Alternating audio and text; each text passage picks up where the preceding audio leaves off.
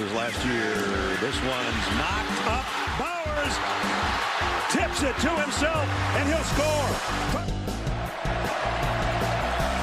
Snaps it anyway. Greer lobs it in the air. Whoa, he has trouble with the snap, and the ball is free. It's picked up by Michigan State's Jalen Watts-Jackson, and he scores on the last play this year. Here's a blitz, and Klubnik didn't see it coming. He got blasted by Kalen DeLoach, who has the ball and is heading toward the end zone.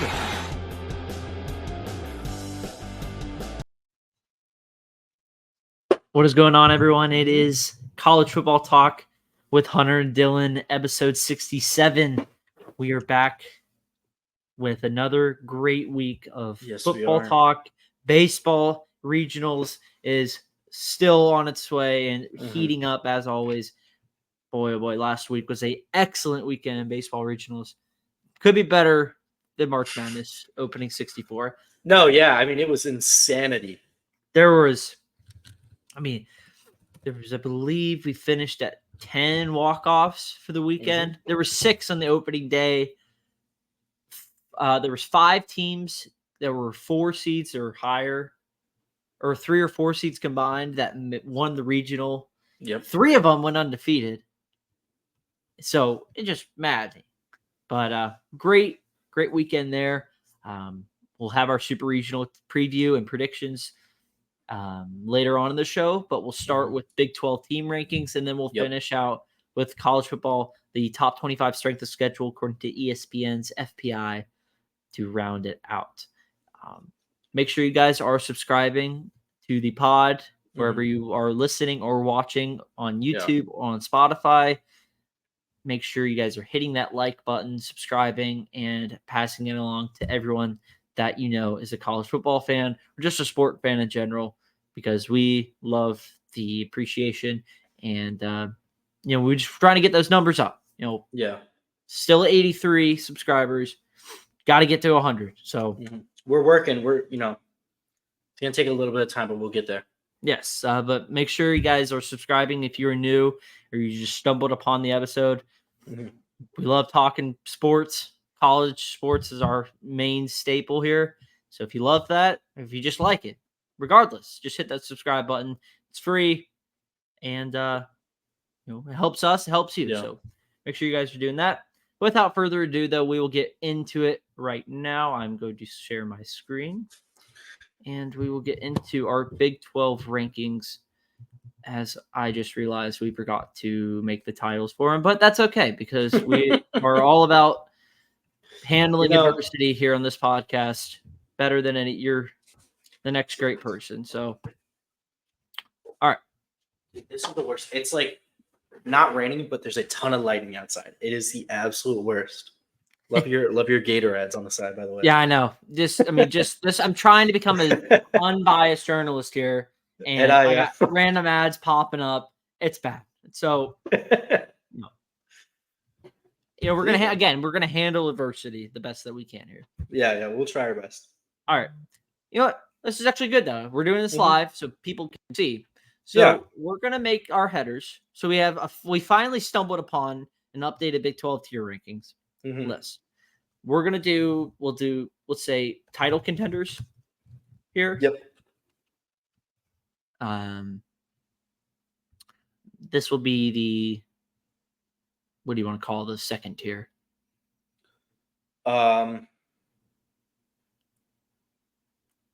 Dark Horse? Yeah, we'll call it Dark Horse. C will be the bowl game. Pretenders. Yeah.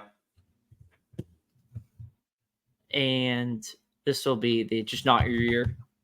Yeah. Do we need an extra list, or should we just put not your year and that's it? I think not your year is good at the end. Okay, so we'll get rid of this one. Perfect. All right. So this is actually good that we saved the Big 12 as our final tier ranking out of all the Power 4, because I think this is going to be one of the more exciting conferences all year, just because of how close they are as far as a team head and above each other. There's not really one. So everyone's just right there, like jockeying for position. And I think you're going to see that all year as far as in the standings. And, even on Vegas odds or just wherever you bet, the futures market for college football, Big 12, to a win is virtually there's just all with each other. I think Utah is still the leading candidate. Yeah. In that department. I'm going to double check right now. I'm just pulling up the app. So you go to conference futures here. Yeah, Utah is plus 300. If you guys can hear my dogs barking, I would love to apologize again. I can't. I'm trying to handle it. I can hear them, so they can definitely hear them too. This is bad. I apologize. We're going to get through it. Anyway, Utah is plus 300. Kansas State plus 350. Kansas plus 700. Arizona plus 900. Texas Tech plus 1,000. Iowa State plus 1,100. UCF plus 1,200. Oklahoma State plus 1,300. TCU plus 2,000. West Virginia 2,000. And then it ticks off. Excuse my light. Ticks off. Oh, that one came out. And then Colorado plus 3,000. And then it really shifts down. Colorado's probably like the final line you would draw.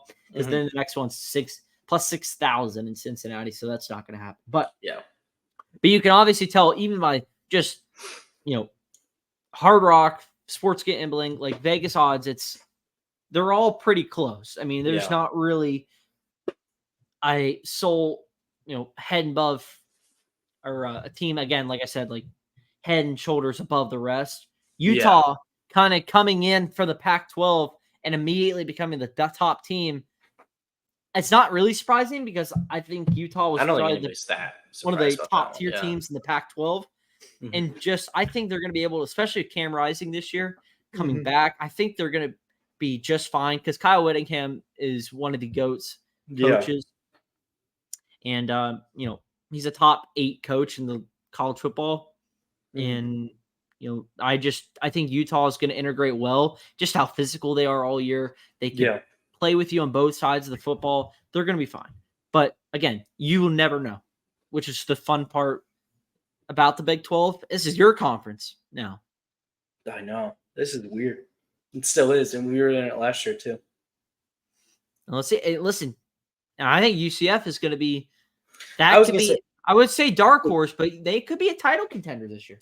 I mean, with KJ Jefferson, I think, that really improves their standings in the conference. I mean, Gus Malzahn said that he's not Cam Newton, but he's the next all of his attributes of what he has. Yeah. It's the next closest thing he's ever seen to him as a coaching someone like that. Yeah. All right. So we'll get right into it though. So like we were just talking about, Utah is going to be a top team. Yeah. For sure. Cam Rising comes back. They were I think they finished with 8 wins last year. Yep. But they went through a lot of adversity. They didn't have their quarterback for the entire season. They were playing with Johnson and Bryson Barnes the entire year last year. So, inconsistencies at quarterback and injuries killed that team. But they were still still tough out. They were still really hard to beat for anybody. So I mean, I think they're clearly the top team. But I do think Oklahoma State and Kansas State are probably the next 2 teams in the Big 12 for me. How do you feel about that? I wouldn't disagree.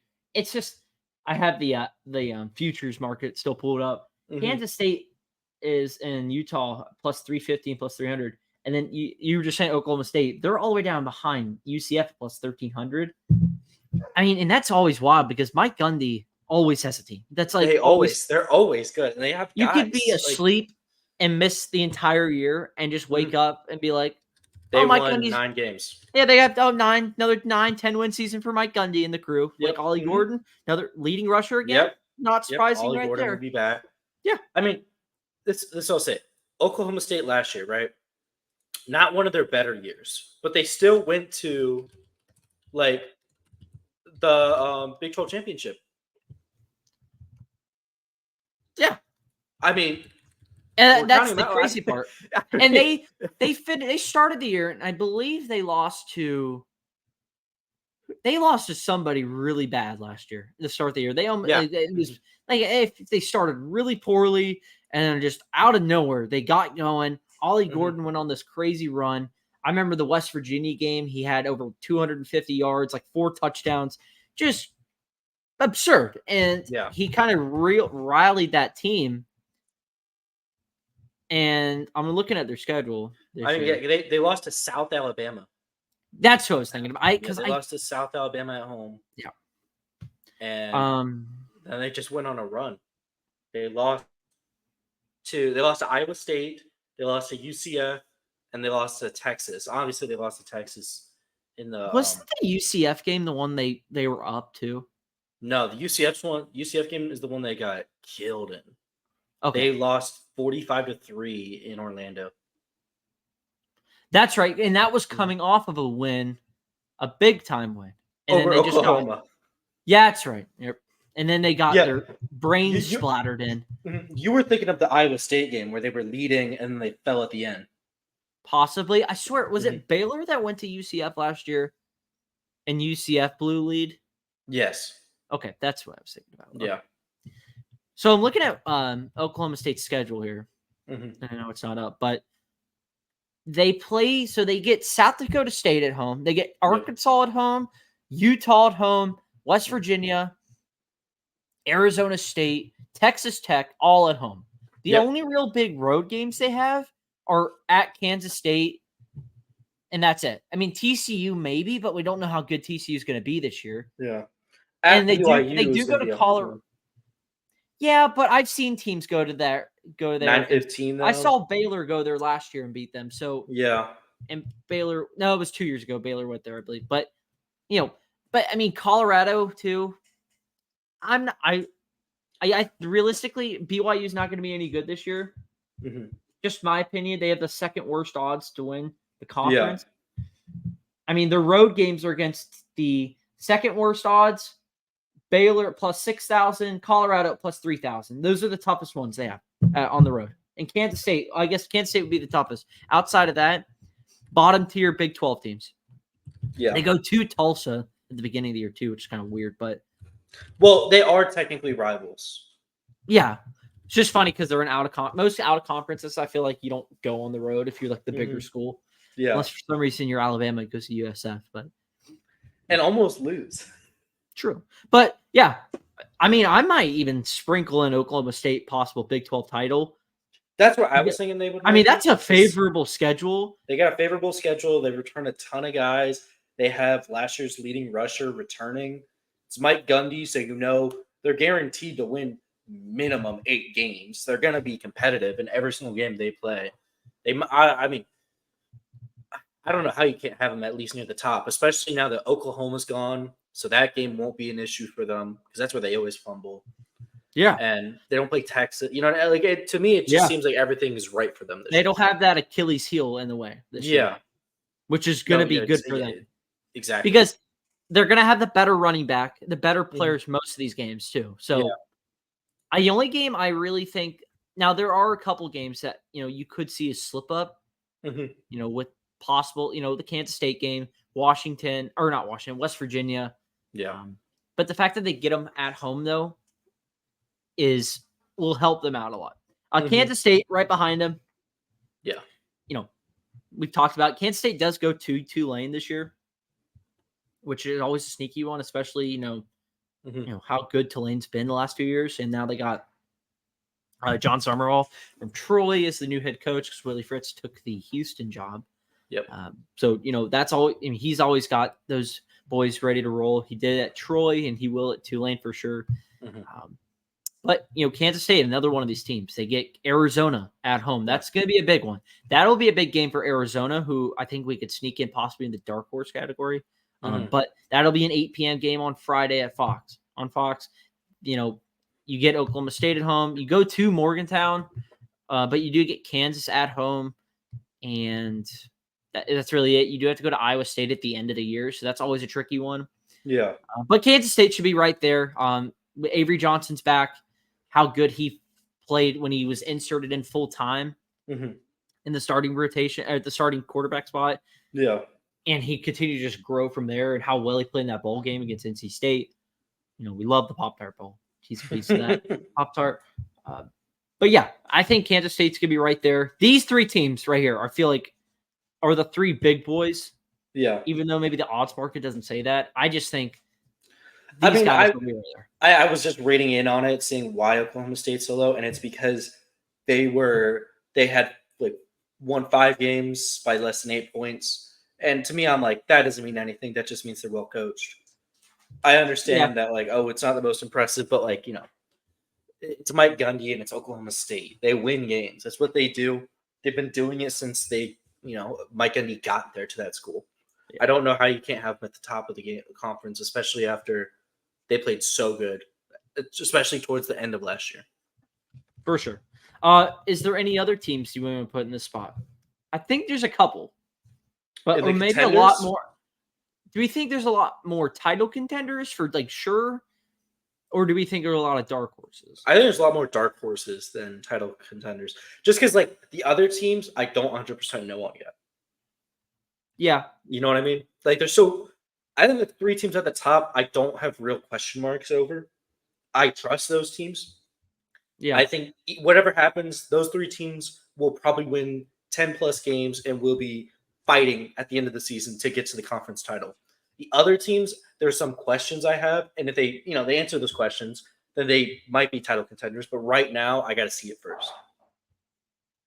Oh, yeah, I agree with you. Trying to think.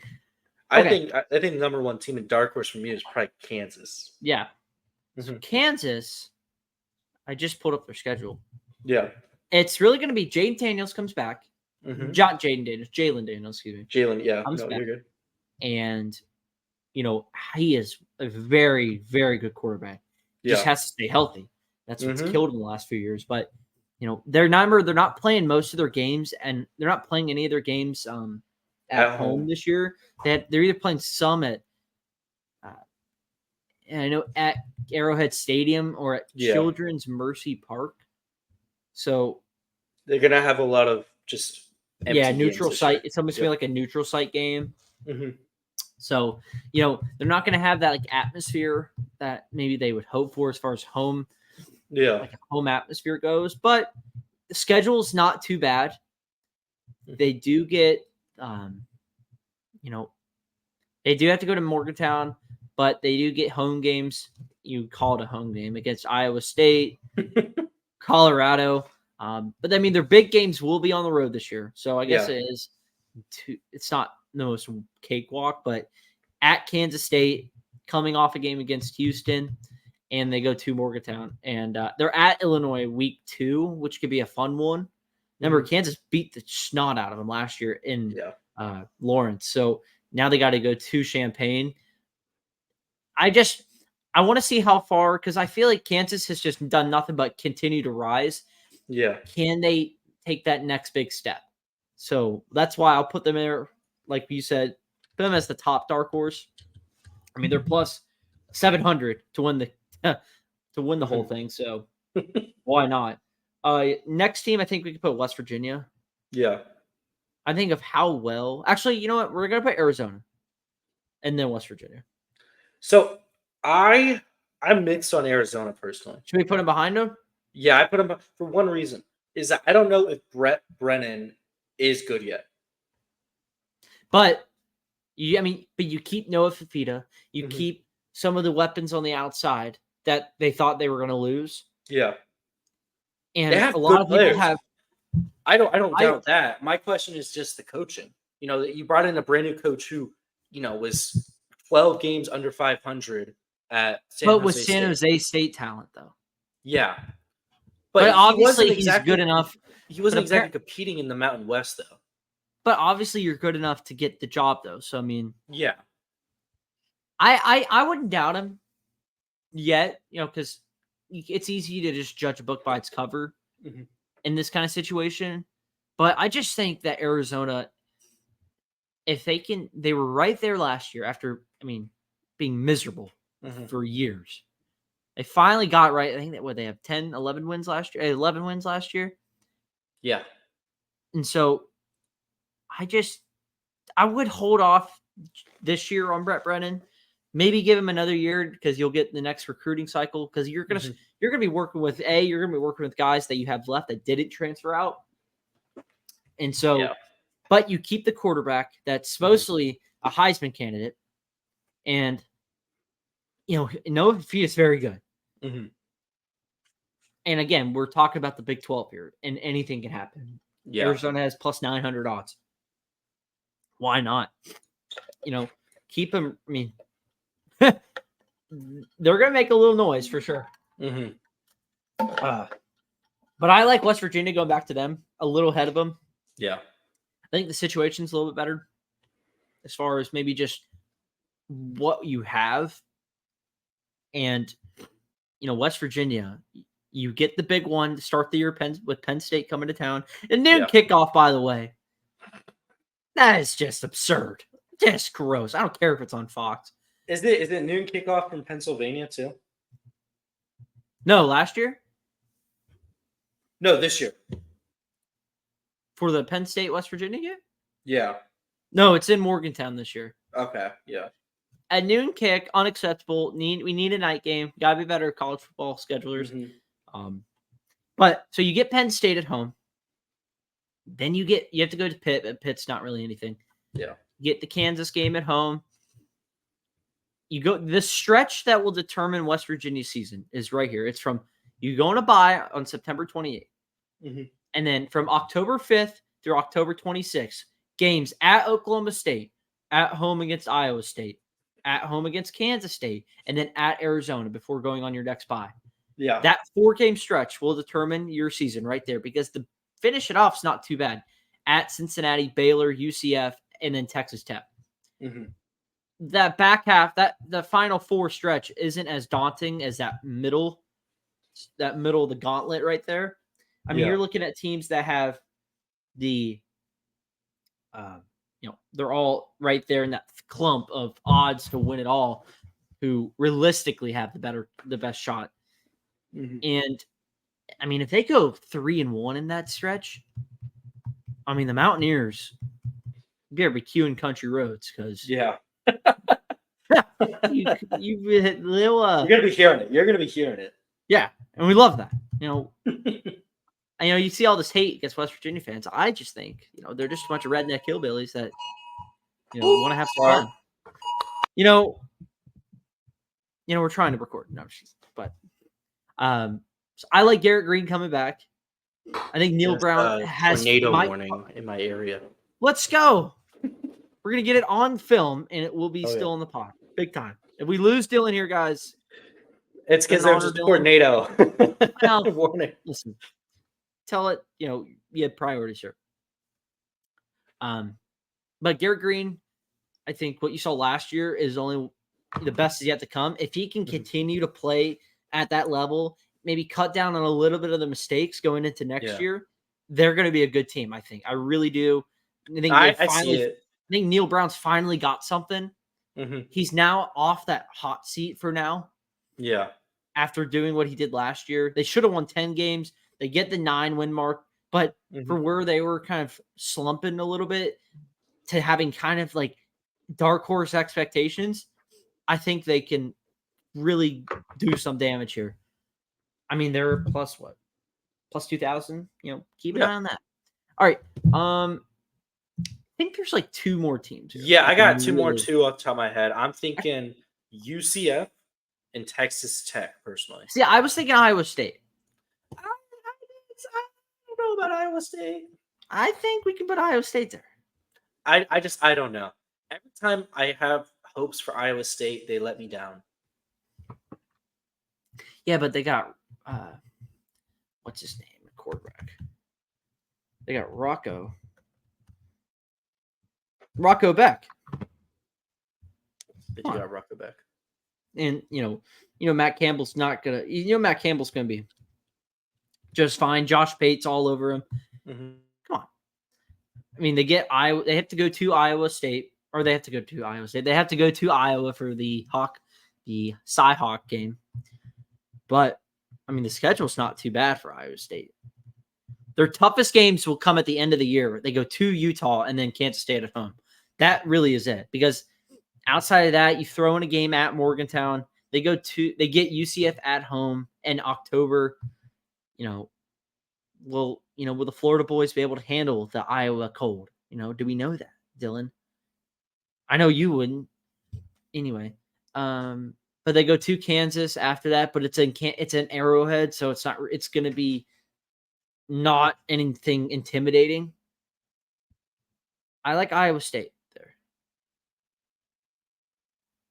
Did we lose? Oh, we lost him. So let's get him back here. Let's see if we get him back. He just sent me a thing. So he just lost power. So we're gonna have to solo ride this for a little bit.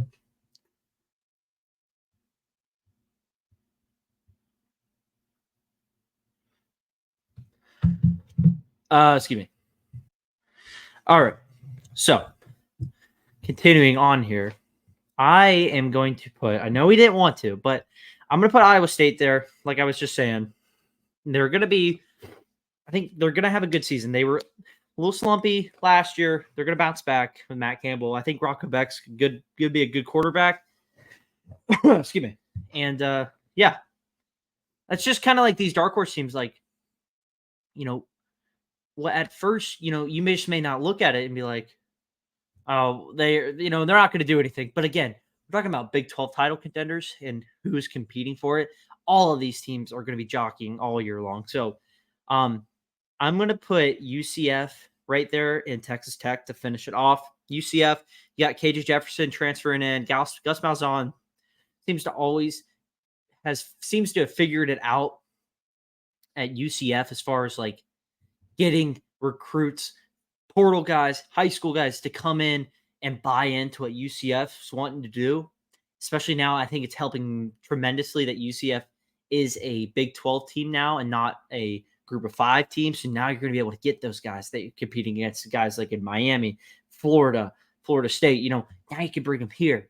And so UCF, by the way, too, you go to Florida. Imagine if they are able to go in there and win, the kind of what they're going to be able to use that in recruiting. And then to top that off, if they're able to go out and just win the Big 12, just look out for where they can go from there. And I think KJ Jefferson, it'll be good for him to finally, I think, get a fresh new start in a place that, with Gus Malzahn, who coached Cam Newton, he's going to be able to take kind of like what he did with Cam and maybe integrate some of that with the play calling and the scheming goes with Jefferson. It's not going to be Cam Newton 2.0, but I think you're going to see a little bit of stuff you saw maybe with him, you're going to see with here. And I think it's going to help out big time. And I think that UCF can, they had an all right year last year, but good things coming there in Orlando. Texas Tech to round it out. I think Tyler Shuck coming back is going to be there at quarterback. And you have Joey McGuire, who's always been a really good coach. And Texas Tech, another one of those teams that, if you can just kind of get over a hump or two, I think you're going to be able to do just fine. And that will really round out the dark horse teams. As far as the pretenders go, it's a slim list. I'm going to put Colorado in there. Colorado, here's the thing.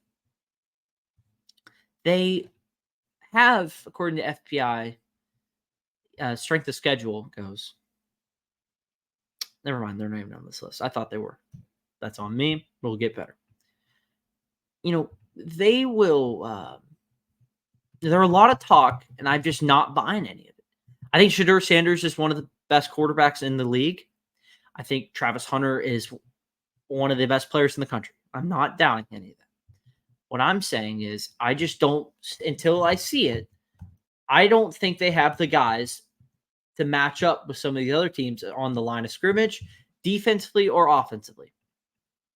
And we saw that they got pushed around like a rag doll in the Pac-12. And if they can't match up well in that league, what makes me think they're going to be able to do it in the Big 12, where you're going to have much more tougher teams?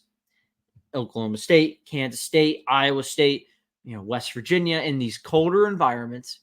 You're going to have to be able to win the line of scrimmage. Are they going to be able to do that?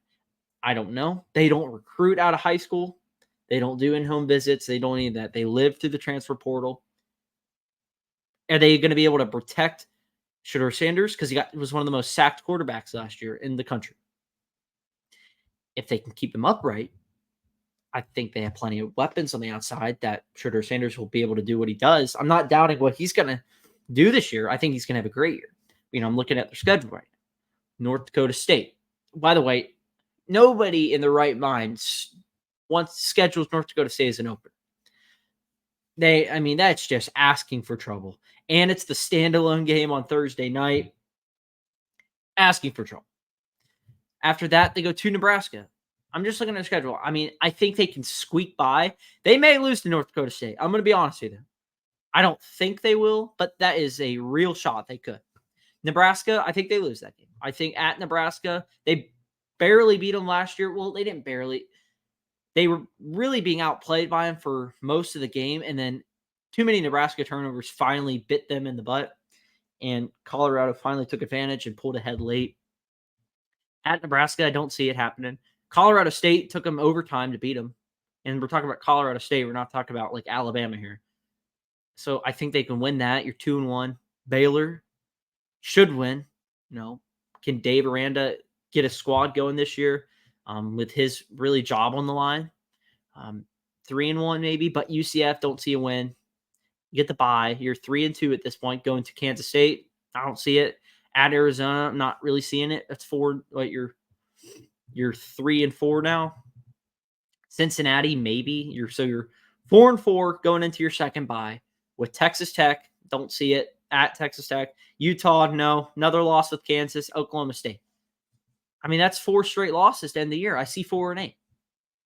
And is that the case? Maybe.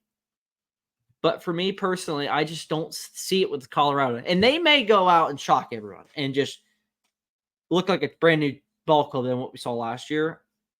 Kudos to them. Dion, tip your cap to him.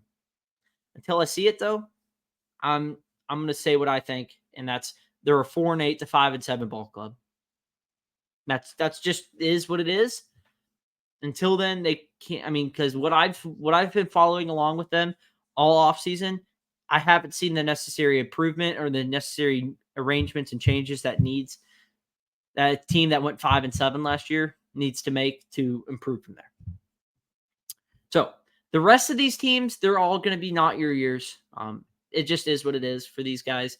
Baylor, TCU in this order. I think Arizona State can be the next one. Houston, I think Willie Fritz is a really good hire for them. I just don't think they have the bodies to do anything with. And then Cincinnati and BYU. Pick your poison there. But this is the Big 12 for us. Now we think, like I said, Dylan lost power.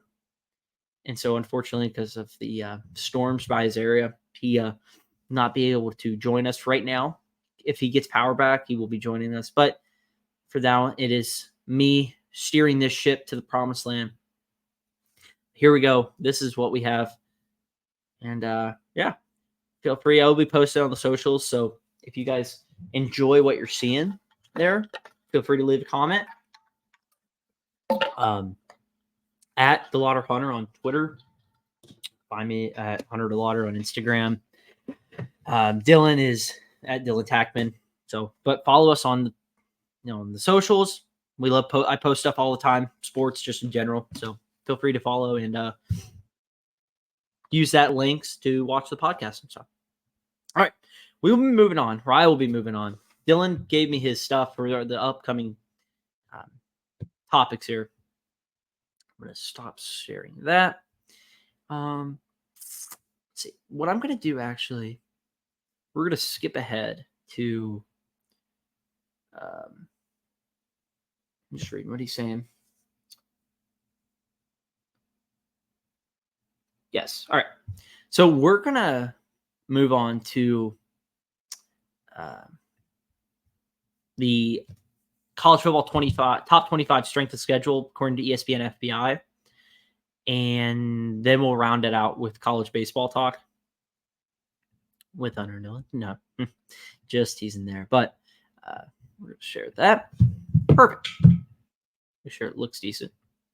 Outstanding. So on the side here is Chris Marler. His little point. I just took it off his screen. I had it saved from him. But this is the top 25 strength of schedule via ESPN. According to, and as you can see, 15 of the 16 total teams in the SEC are ranked in the top 25 for most difficult strength of schedule this season, according to ESPN FPI.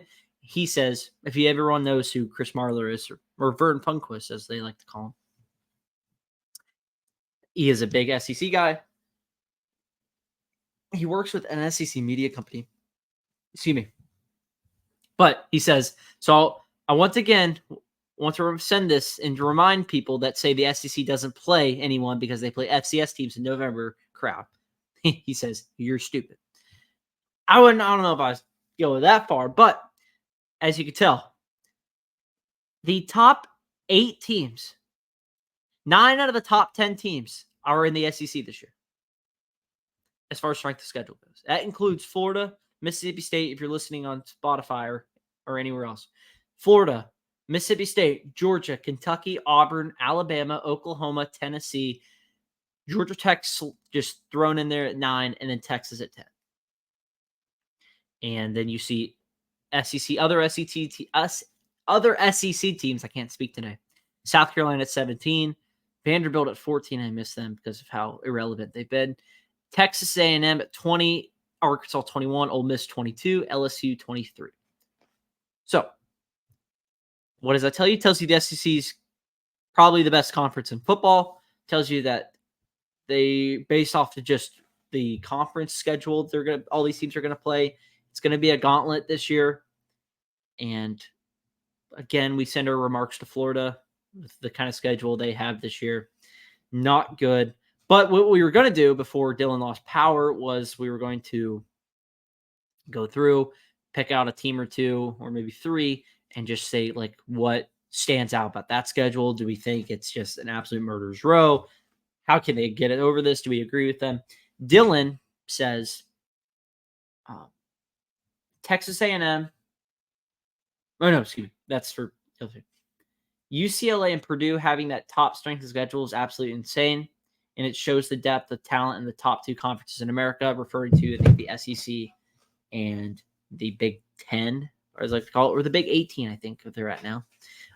UCLA and Purdue at 11 and 12. Let's pull up their schedules, and we'll see what he's saying as far as they go. Not expecting really much from either team this year as far as those teams go.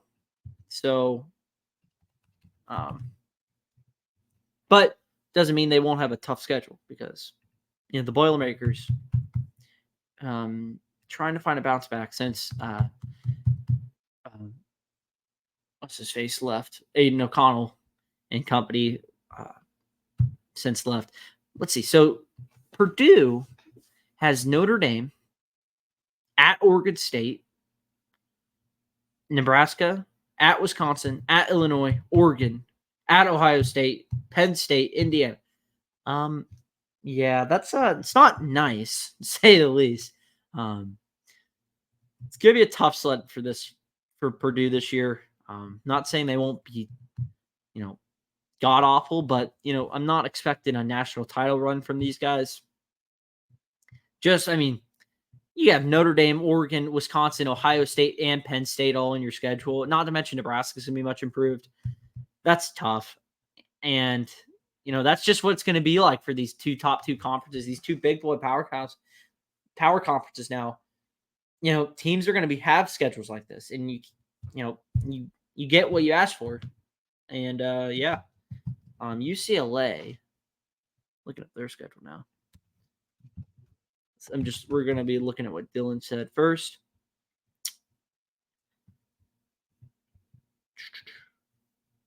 Okay. There we go. So UCLA starts the year at Hawaii, which is just crazy. And after that, Indiana at LSU thrown in there for fun. And then they go. So what a 3-game stretch here, by the way, in September. Going into October. At LSU, Oregon, and then at Penn State. Because why not? And then the Minnesota, Rutgers off. At Nebraska, they get Iowa, which is, Iowa is, great defense. Can they play offense this year? We'll find out. Washington is right there. USC and Fresno State. I don't think this is a murderer's row, but UCLA is going to be a bottom of the tier Big Ten team this year, just because of, they just don't have the guys. And that 3-game stretch just to kind of get the year rolling is going to be tough. And then you have Iowa and Nebraska thrown in there, not to mention USC. Both schedules not nice, but the thing that even how bad those look compared to the rest of the field, the teams in front of them are just crazy. Teams that stick out to me, obviously Florida's right there. They get Miami to start the year, who's the top 3 big ACC title contender. You start the year with Miami, Samford, Texas A&M, and then I want to say it's Kentucky. Well, they just have Kentucky, UCF, LSU, Ole Miss, Georgia, Texas, Florida State. Just crazy. And I don't know what Billy Napier did. Maybe he promised a couple extra bucks and they didn't deliver on it. No pun intended there, but and they just punished Florida for it. But that's a murderer's road. Mississippi State with Jeff Lebby starting the year. Oh yeah, Florida also has Mississippi State. Jeff Lebby gets the job down there in Starkville, and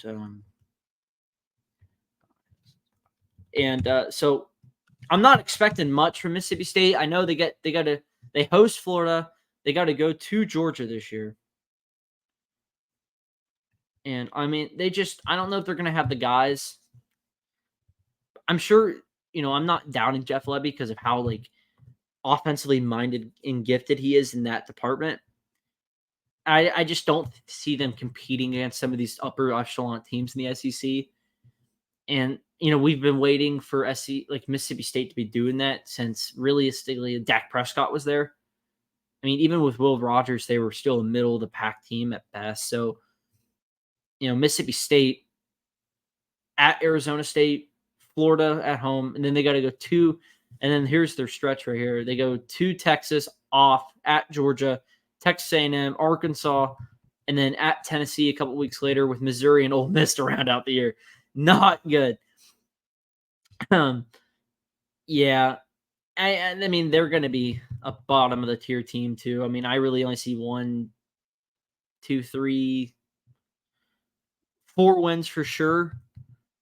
Outside of that, they may lose every other game. So, Georgia, for the crowd that says Georgia doesn't play anybody, we're tired of it. I'm tired of it.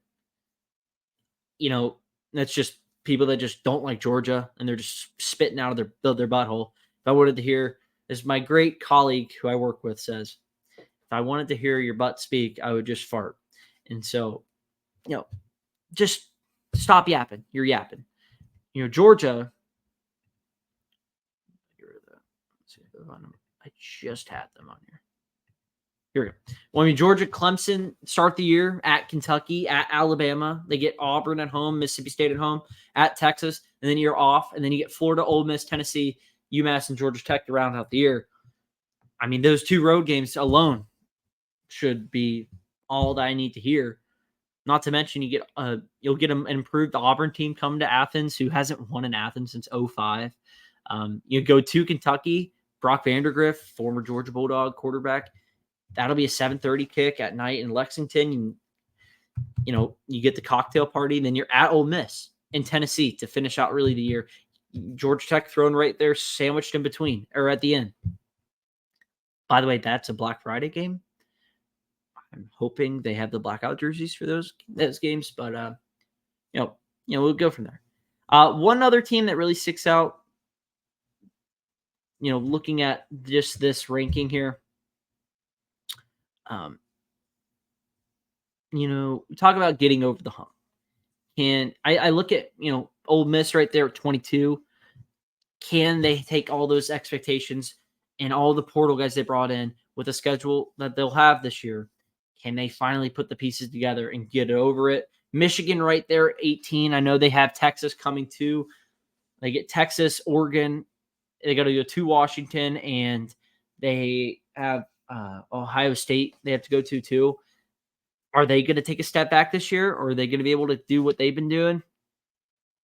I don't know what you guys think. Please leave a comment down below, or if when I feel free to post it to the socials. What you guys think? Is this list right? Kind of changes we making?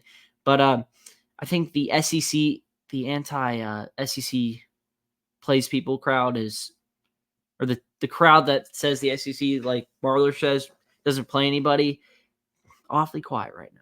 Awfully quiet. But yeah, that's the strength of schedule. Again, you take this for granted and for a grain of salt. It really is just, it just allows people to talk about it. It's just material to talk about because all this stuff will sort itself out because a lot of these teams may stink this year. And so who they play, in Georgia last year, I just look at it from reading and watching, they were not really supposed to have a very good home crowd, home environment with like the teams they were playing. Missouri was very good. Ole Miss was very good. They all got them at home. And paper going into the year was like, really, like they're not seeing much. So now here we go. Strength schedule is what it is. All right, we are moving on though to I had the wrong header up the entire time. Anyway, we're gonna move on to NCAA baseball talk. I'm gonna get rid of this.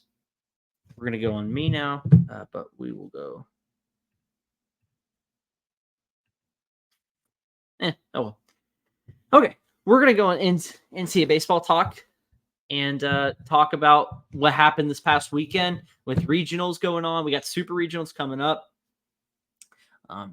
Please follow because I did been doing some TikTok posts and some little daily threads of what I saw and what I really took away the most. Overall from regionals, I thought just the excitement level, how much parity and there's just each team had with each other. There wasn't really even in like the teams that went 3-0 on the weekend, a lot of them got pushed to the brink. There was Georgia got pushed to the brink. Trying to think who else got really tested this weekend. UNC, they didn't go undefeated, but they won the regional. They got pushed to the brink. Florida came back. Nobody saw Florida winning that. If you did, kudos to you. I thought they were going to be a runner-up. National seeds falling. Arkansas, the 5th overall seed, just completely laid an egg. They lost to Kansas State on Hagen Smith pitching night and then got beat by Southeast Missouri to get knocked out. That was the big question with Arkansas. That's the one thing I was worried about was they were becoming too pitcher dependent. Was the offense not going to be able to hold its end? And it didn't. So Florida State was another team that just ran right through that regional. Tennessee did the same thing. They really didn't get challenged at all. Look, Evansville. How about Evansville? The Purple Aces go to Greenville. East Carolina and Wake Forest, by the way, both lose on day one. They have to play each other. You get a Trey Savage, Chase Burns elimination game. It was one of the best games of the weekend. East Carolina survives that. They take Evansville all the way to a Game 7 on Monday and lose. And it wasn't an extras, though. But they lose anyway. So Evansville moves on. East Carolina doesn't get there again. They fall short.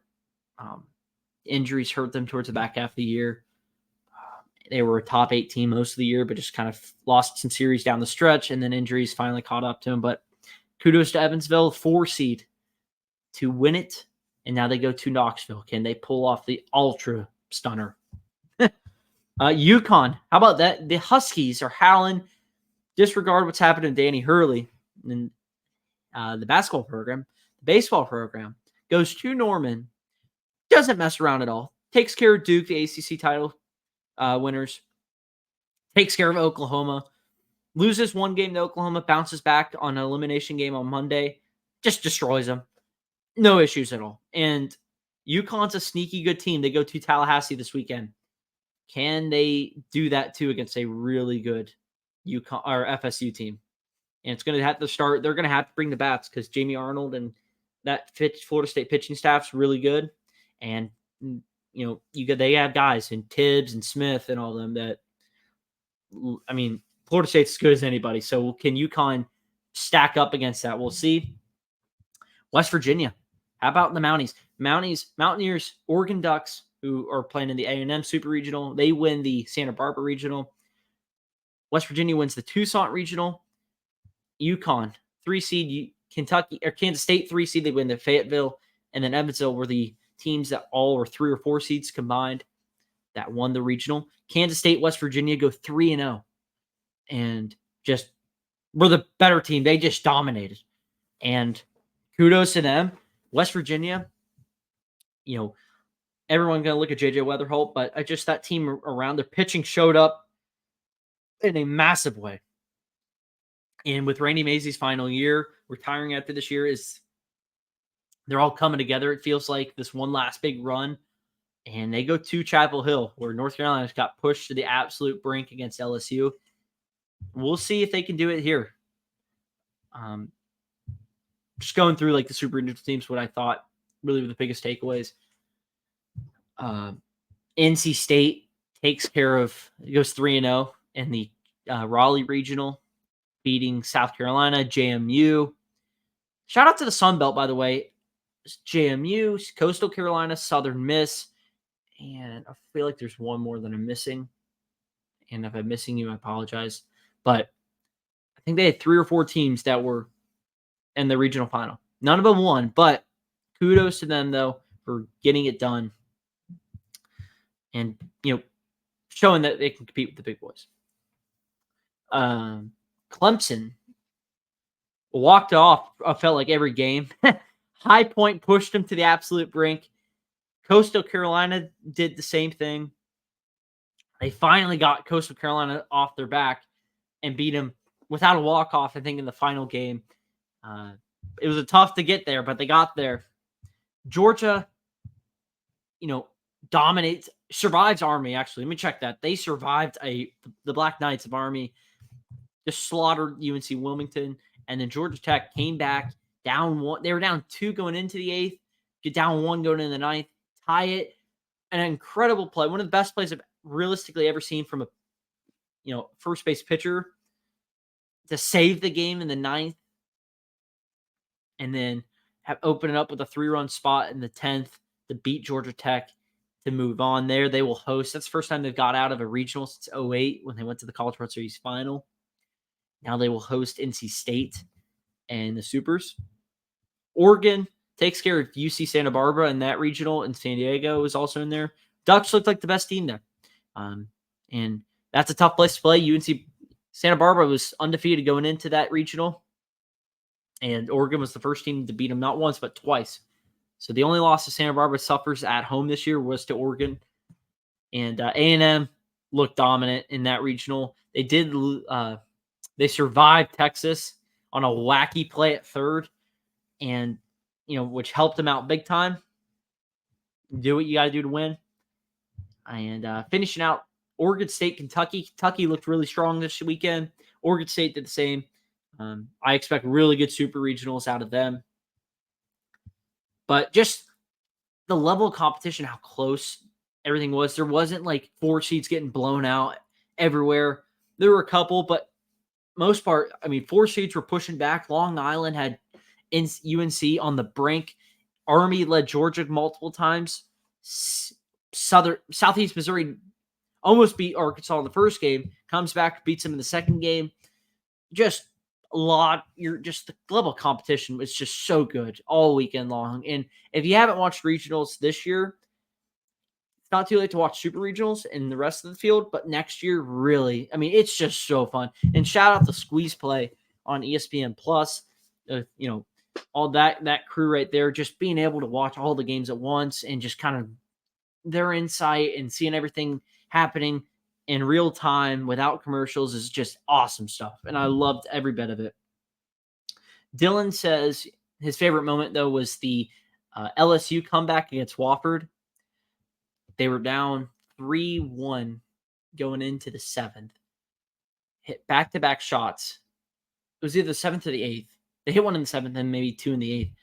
And then Stephen Milam, who hit his second to walk it off against Wofford. That LSU team finally they just ran into they blew the 9th inning lead and just ran out of that magic that they had going into the regional and stuff. But kudos to LSU. Evansville, like we talked about, taking the regional was Dylan's most shocking thing happened in regionals. And that probably was mine too. Probably my favorite moment though was probably watching, watching Georgia win was really fun. But outside of that, watching West Virginia win in that UNC regional was really good too. And they get to play each other next. But just that, West Virginia, you like to see the good story with Randy Mazey and them. And they had never been to a super regional either. So they're finally going to a super regional, first time in school history. And that UNC regional, just North Carolina surviving after losing the day before. And then looks like they're dead in the 9th.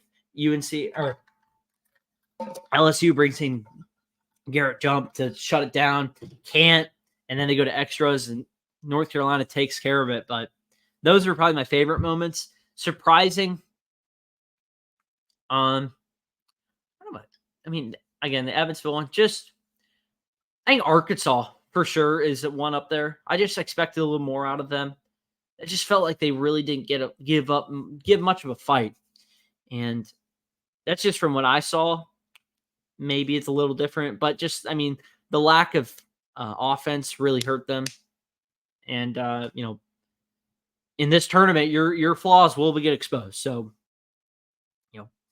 Wake Forest not going 0-2 was really weird. But my super regional preview and picks, Dylan, he has FSU, Virginia, UNC, Oregon State, Georgia, Florida, and Texas A&M all going. So he has. Okay. So my super regional preview picks, I'm just thinking we're getting a lot of 3-game series. And, the ones that stand out to me, the most intriguing ones, Oregon State, Kentucky, you get Travis Bazana and that crew going to Lexington.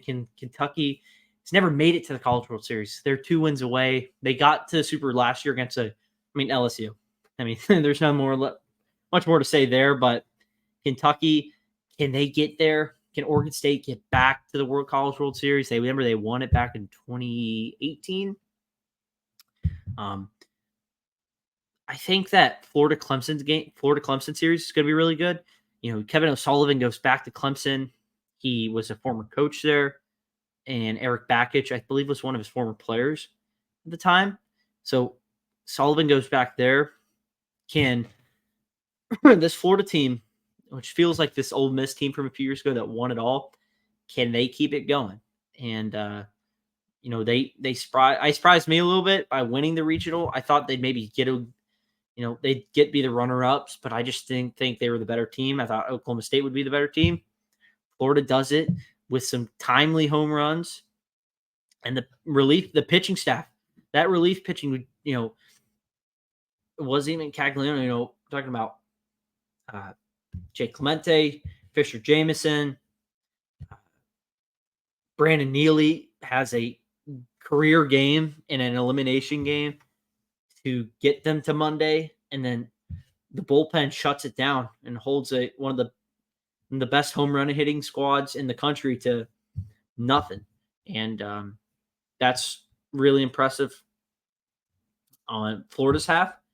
Can they keep it rolling now against another really good Clemson team that had been stagnant and getting back to supers? They hadn't been since like 2010, I think. And now Clemson's back. Can Clemson get back to the Omaha?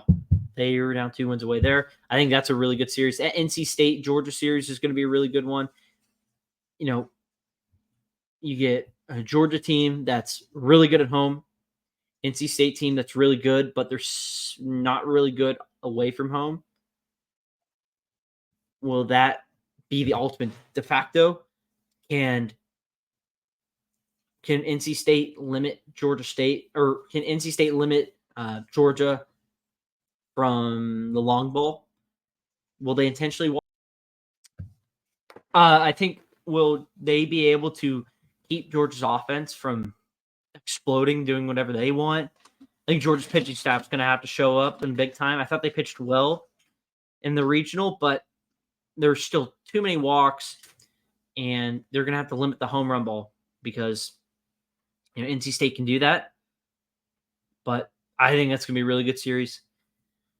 That Georgia team, they're going to go as far as their offense will take them, which is good because then they can put up as many runs they need to with anybody. But can the pitching staff really show up when they need to, and especially in a best of 3 series? Kansas State, Virginia should be a really good one, especially showing that Kansas State goes to Ball Walker and just completely wipes out that regional. Virginia, I didn't think they were going to win the regional. They beat Mississippi State in a really good series, really good game there. 2 games there. And Virginia's really tough to beat at home. And so I don't know if Kansas State can do it, but if they can, kudos to them. Virginia, Brian O'Connor and that team, they went to Omaha last year. They're just, I feel like, a main staple there. Can they punch another ticket back to Omaha, Nebraska? West Virginia, North Carolina series is going to be a really good one. Can North Carolina, kind of keep those good vibes rolling? Same thing, West Virginia. I think it's going to be a really good series. So Evansville, Tennessee series, I think Tennessee is just going to be the better team here. They're minus a 700 to win the series. Or is that tomorrow? No, just to win. But, I don't know. I think Tennessee is going to be the better team here. Evansville, the only way really they're going to win is if I think they're going to have to shut down that offense of Tennessee's. It's going to be really tough to do. And I don't know if they're going to be able to do it because you're going to have to shut down guys like Billy Amick, Blake Burke, Christian Moore, and then somehow go against that pitching staff that's really good too and put up enough runs to win these games. And I just don't know if they're going to be able to do it. UConn, Florida State is going to be a really good game. It could be, I feel like it's a series where it could be really tight and Florida State just sweeps them, but they're really close games. And they feel like they've gone either way, but Florida State just gets the best of it. But they easily could go 3. If I'm making picks here now, I think Florida State's going to win that series. I think Tennessee's going to win. I'm cautious to choose West Virginia because of how good that pitching staff is. I'm going to lean West Virginia to upset them, but going back into the Bosch and beating UNC 2 out of 3 times is going to be very difficult. But why not? West Virginia goes to Tucson, wins that one. Keep it rolling. Give me the Mountaineers. I think Virginia's going to win. I like Georgia to win. I'm going to pick Clemson, but I would not be surprised if Florida wins. I think Clemson, though, is just going to be the better team. And I just think that if they can get a big enough lead on Florida, I don't know if Florida's going to be able to come back. And I don't know if Florida's pitching staff is going to be able to repeat what they did last week because they've been so inconsistent all year. Are they going to be able to repeat it again this week?